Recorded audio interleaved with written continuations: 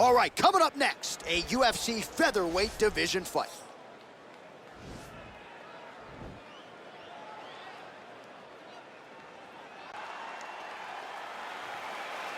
You ready?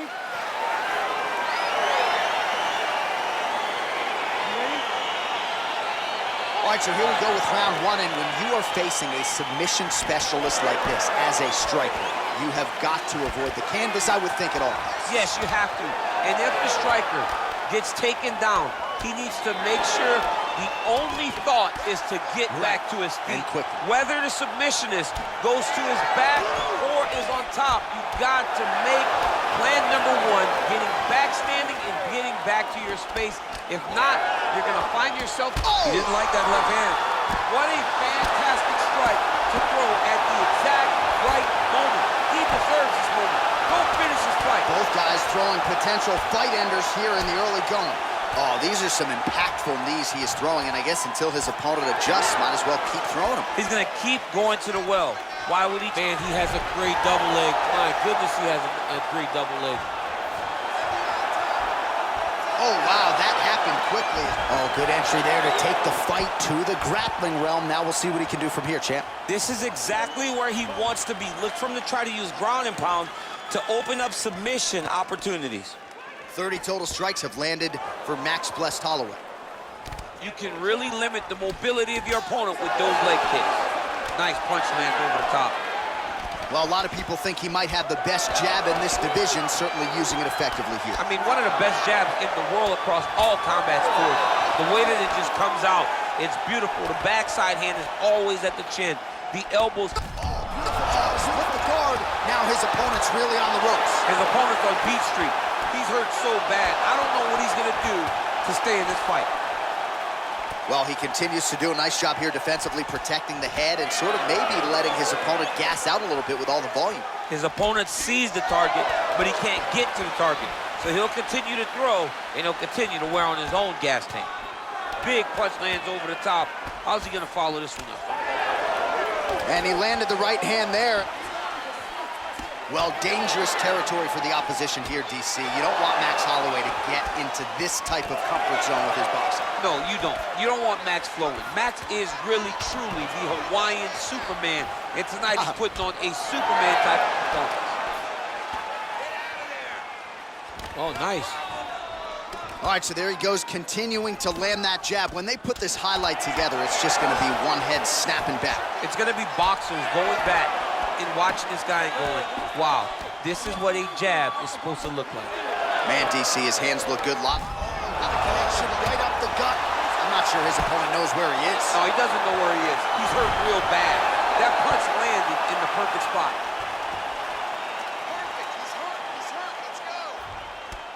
Nice hammer fist. Well, these are some excellent ground and pound strikes here, DC. There's an efficiency with which he operates in these situations. He knows exactly when to throw, exactly when to hold, and it's allowing him to really control the grappling aspect of the fight. There's a song there, right? Know when to hold him, know when to fold him. Yep, absolutely.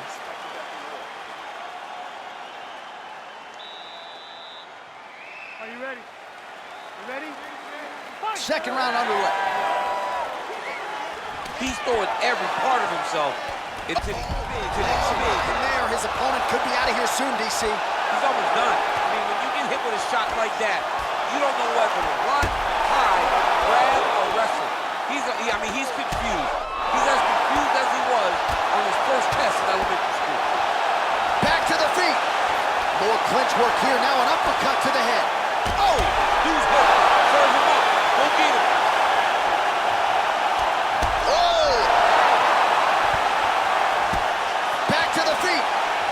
Oh, he might be out. And just like that, the fight is over. He's done. He's done. Just an absolutely gorgeous shot to spell the end for his opponent. Crowd is absolutely loving it. He gets the near perfect land. I'm not even sure his opponent saw it coming, but just the way he drew it up here tonight, saw that little crack of an opening and barged right through it to get the knockout. All right, let's take a look back at the replay. It ends up a knockout, but this was really a striking clinic from the moment they touched it. I mean, a competitive fight that... Let's get to Bruce Buffer. He has your official decision. Ladies and gentlemen, referee Yves Leving has called a stop to this contest at 1 minute, 3 seconds of round number 2. Declaring the winner by knockout, Max Blessed Holloway. So the celebration is on with him and his team, and rightfully so. A monumental result tonight as he gets the win by knockout. He spoke it into existence. He said over and over to anyone that'll listen, I am going to knock this man out. He did it in an even more impressive fashion than he ever could have imagined.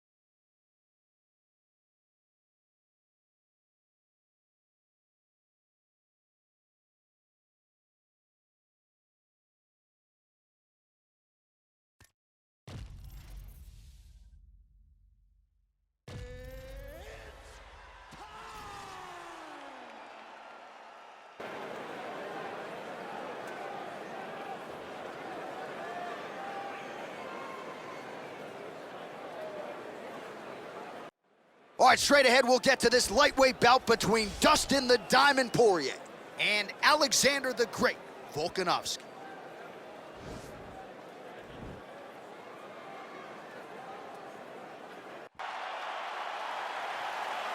You ready?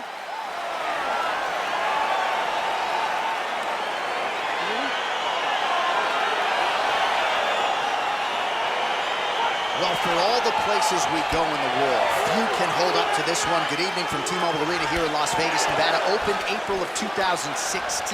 UFC went there for the first time at UFC 200, and they've been bringing big shows seemingly every other month ever since. They call Vegas the fight capital of the world. And if you're talking about a home base for the UFC, you're talking about T-Mobile Arena, home to some of the biggest UFC events ever. UFC 200, Conor McGregor versus Khabib Nurmagomedov. This place has been the home of some of the biggest UFC fights in history. Tonight, you get to take the same walk to that octagon to try to make your mark on the sport. Yeah, he's mixing it all up. Uppercut.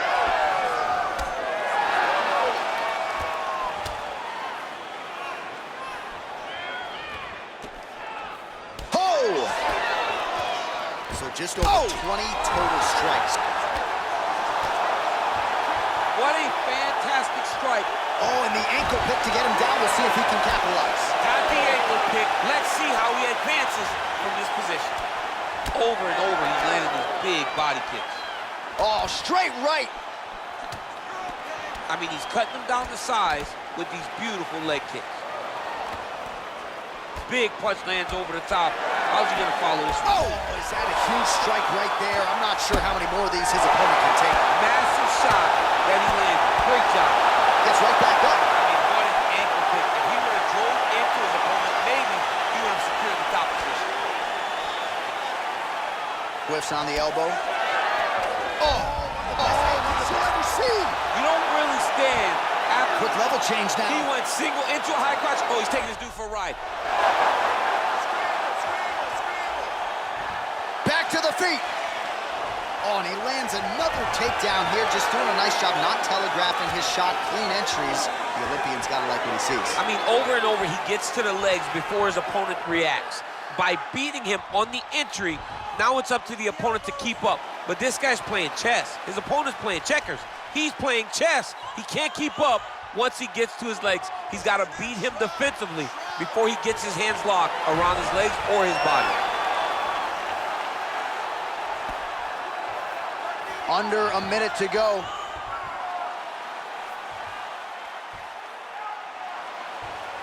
All right, so he's sort of turtled up here. Not great body language. Perhaps he's trying to bait him in a little bit.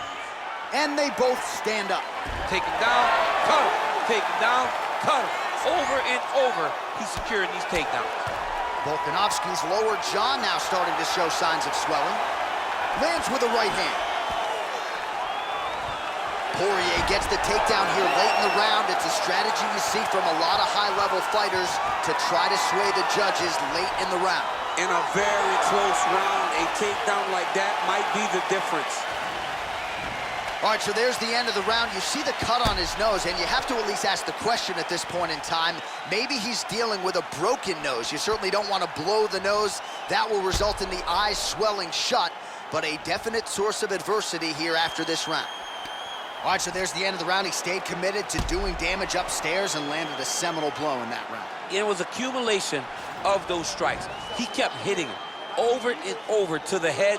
Eventually, he found the one that really did damage his opponent.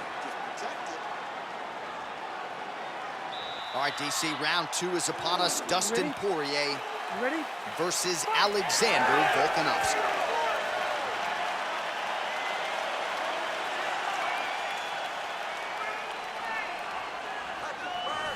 Volkanovski gets caught with that punch. His chin is held up thus far. Whoa!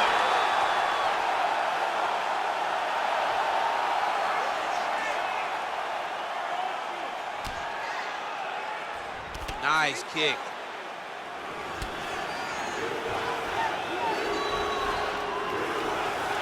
If you're the bottom fighter, DC, what do you do?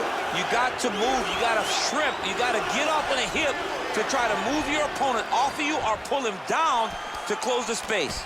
Big, powerful punch lands. Now he gets back to range. Good series of punches by him there. He has been busy throughout. He's doing a great job with the hands. He looks like a professional boxer out there. Oh, man, how is he standing? Brutal knee to the body.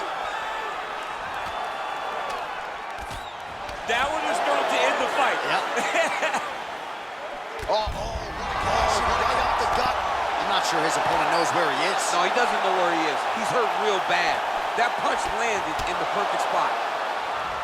Fight stats for you now. 59 total strikes have landed for Alexander Volkanovski. And connecting with 52% accuracy against Dustin Poirier. Oh, he's hurt bad. He's hurt bad, John. He's got to press him. He's got to go chase that finish down now.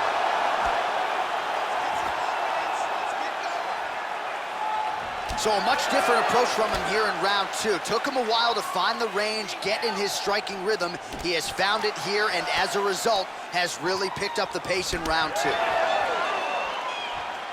Poirier does a better job when he's the guy going forward. Good series of strikes for him there, staying busy and staying accurate. I mean, the accuracy is unbelievable. Right hand upstairs. Oh!